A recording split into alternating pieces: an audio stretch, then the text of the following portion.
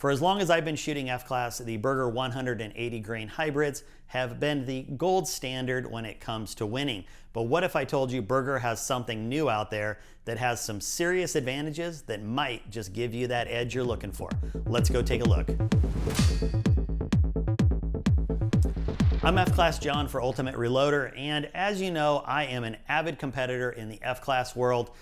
And as I've said, for as long as I've been out there shooting F-Class, the Berger 180 grain hybrids have really just been the day in and day out workhorse of winners in just about every division. However, a little while ago, Berger came out with their 190 long-range hybrid bullet, which was really meant to take all the things that people liked about the 180s and even the 184 hybrids with a little bit more weight and in a better package, and really give the competitive shooter something that they could work with.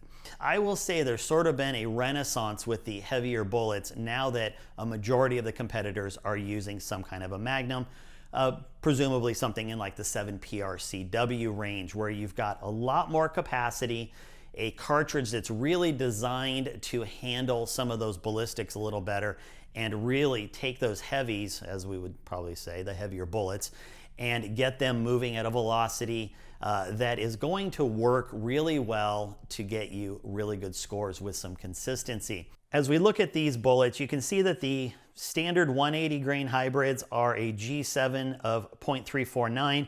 And why do we look at the G7? Well, because the G7 is a better measure on a boat tail bullet, whereas the G1 is really a better measure on a flat tail bullet. We move up to a 184 grain, you are looking at a 0.356, and then we get a pretty good jump on the 190s all the way up to 0.384.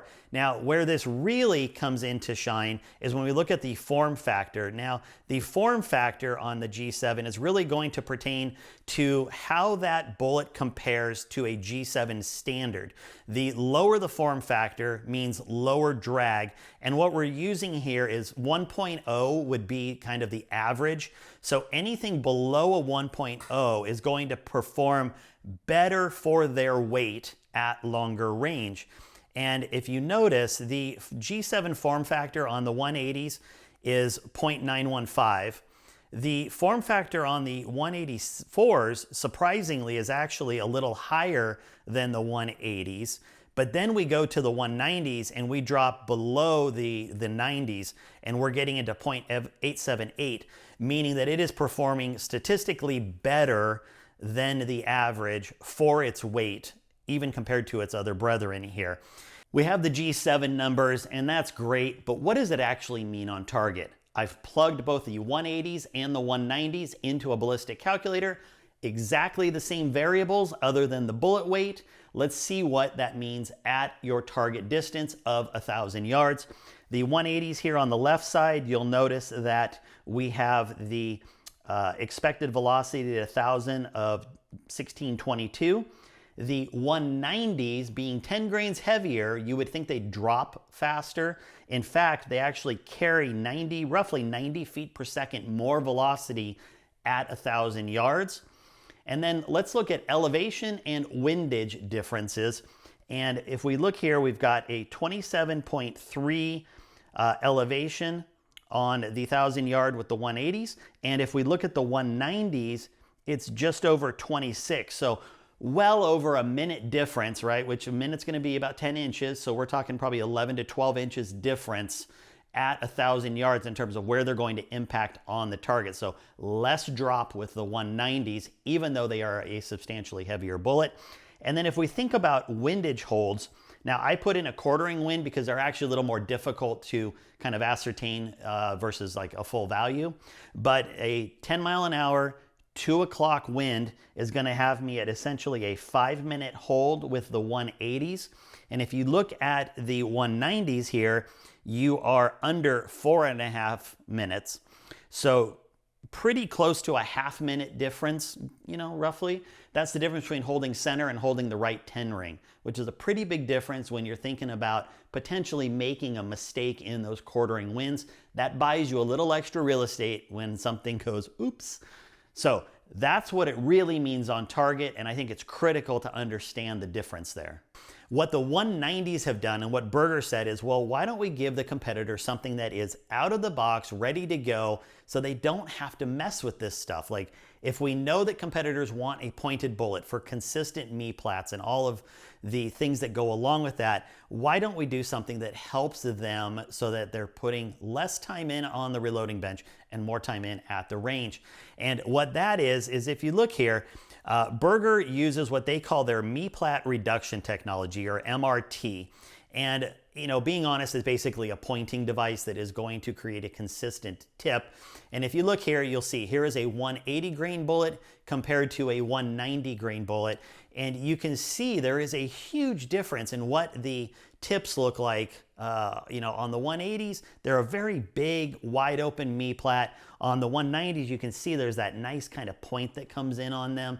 And they are definitely more consistent. When you pull 10 or 100 or 500 out of the boxes, you're going to see they all look the same, as opposed to the 180s, which tend to have, you know, some variance in the knee plats a little bit. We would call it the jaggies at the top. Sometimes you have a little bit of a jacket at the top, stuff like that. So this knee plat reduction technology that Berger is using really helps to create an out-of-the-box consistent bullet. But how do they shoot? Because really that's all that matters. Well, I'm going to run you through what I did out at the range and show you just with some simple testing and load development where I was able to get these 190s to shoot. First thing, I just want to get it out, put a random set of powder charges in it, and see how they perform. Now, I kind of have an idea of where I'd want the charges to be, and that's going to be from about 55.5 up to 56.1, and that is using the Vihtavuori triple nickel. I did 3/10 increments and just did 7 shots of 3 different charges at 600 yards just to see if something looked like it would work. And let me show you the results here. If we look, you will see all shots 1 through 21 here. And on the surface, you kind of look at this and say, well, it's 21 shots. Maybe that's not so good since it's a 1-minute group. What are we really gaining here? But let me show you this. If we do this and we suddenly look at the colors per 7 shot, you will see that the blue and the red are kind of right overlapping each other, telling me that that's a real stable area to be in, whereas the green was jumping up on the target, and that's not something we want. So this told me that 55.5 to 55.8 was probably going to be at least a pretty stable area to do some quick testing with. So the next thing I wanted to do, especially since I didn't have a lot of time at 600 yards to do any more testing, go back out at 300 yards and then shoot in the middle of this node, so 55.66, and see if I can get some repeatable results before I do a seating depth test. And if we look here, you'll see that this was the first set of targets that I did. These are 5-shot groups. We have a little under half a minute here. We have a little under third of a minute here. This one here, I moved the tuner out. We still had a good 3rd minute group and then just over half a minute group. And then I came back to 0. And again, we have about a half-minute group and a little bit bigger. That'd be a 2/3 minute group there. So the next thing for me is to do a seating depth test and see if we can refine that a little bit and get those groups down to where at the end of about 100 rounds, we really tell ourselves, these are bullets we can start working with, or maybe we should pass. So let's take a look. So I'm going to start at jam. I'm going to jump back 6/1000ths at a time and see if something looks good. And if it does, we're going to repeat it. You can see here we started off, this is in a jammed position with our blow off. Not bad, sub half minute. And this is at 300 yards again. And then what I did is I just went 6/1000ths down from that, and that gave us a 1/3 minute group here. Then we went another 6/1000ths. This gives us about a 1/6 of a minute group here. And then we went another 6/1000ths. We are again under half a minute. We go to another 6/1000ths. We are yet another under half minute. In between a third and a half. And then I went back up and was again about 6/1000ths off jam. And this one here got a little taller on me. And then we came back in a little bit. It tightened up again, well under half a minute. And you'll notice how consistent this is. Like here's 2.322. We have a nice 1.23 group. If I go to this one back up here, you can see this one here, again, we were really tight on it.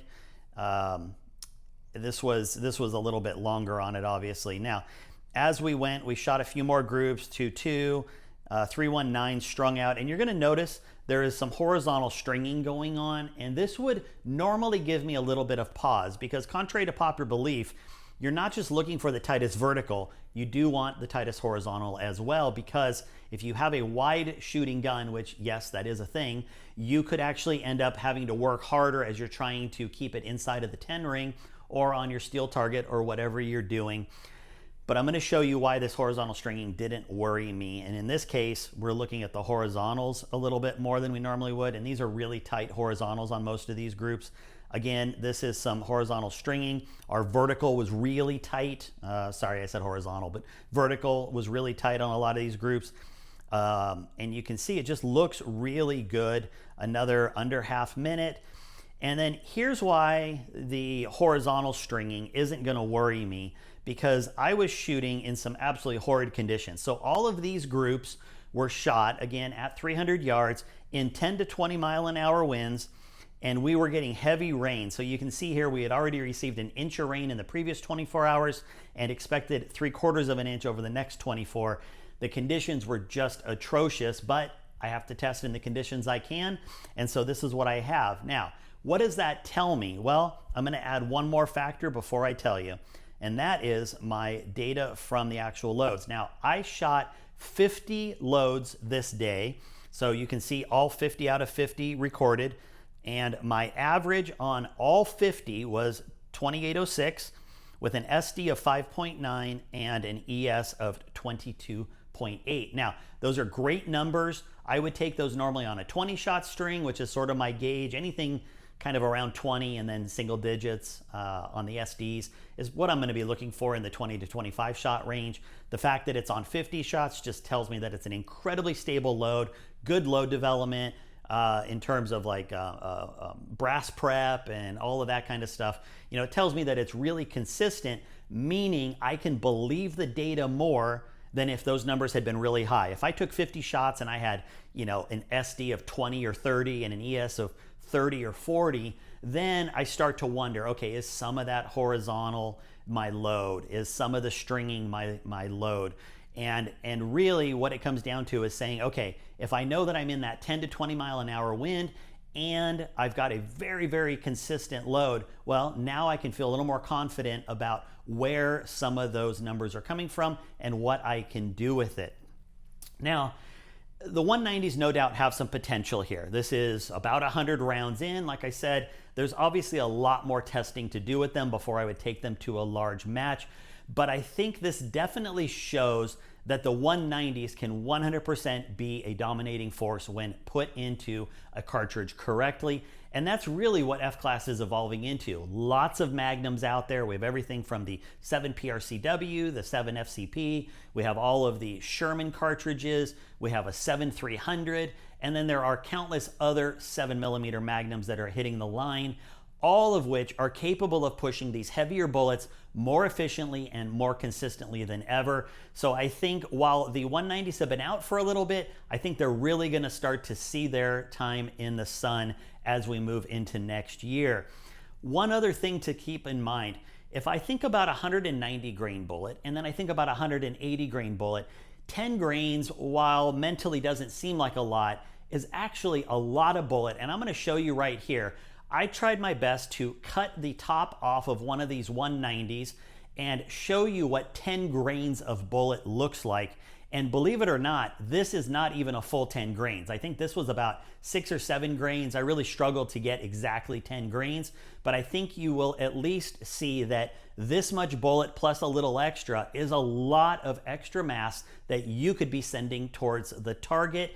And with that better BC, if you can drive it correctly, it just might be an advantage for you at the next match. But I think this definitely shows that the 190s can 100% be a dominating force when put into a cartridge correctly. And that's really what F-Class is evolving into. Lots of magnums out there. We have everything from the 7 PRCW, the 7 FCP. We have all of the Sherman cartridges. We have a 7-300. And then there are countless other 7mm magnums that are hitting the line, all of which are capable of pushing these heavier bullets more efficiently and more consistently than ever. So I think while the 190s have been out for a little bit, I think they're really going to start to see their time in the sun as we move into next year. So with that, I just want to say I hope you can get out and shoot, have some fun, and we will talk soon. Have a good one. I hope you enjoyed this video. Don't forget to like and subscribe. Also, we're on Facebook, YouTube, Rumble, where we've got unrestricted content, and Instagram. Make sure to follow us on all those channels. Ultimate Reloader also has a commercial solutions division serving law enforcement, the military, and the gun industry. We have some unique capabilities, including a comprehensive suite of recoil testing and evaluation capabilities, trigger profiling, and more. Thanks again for watching.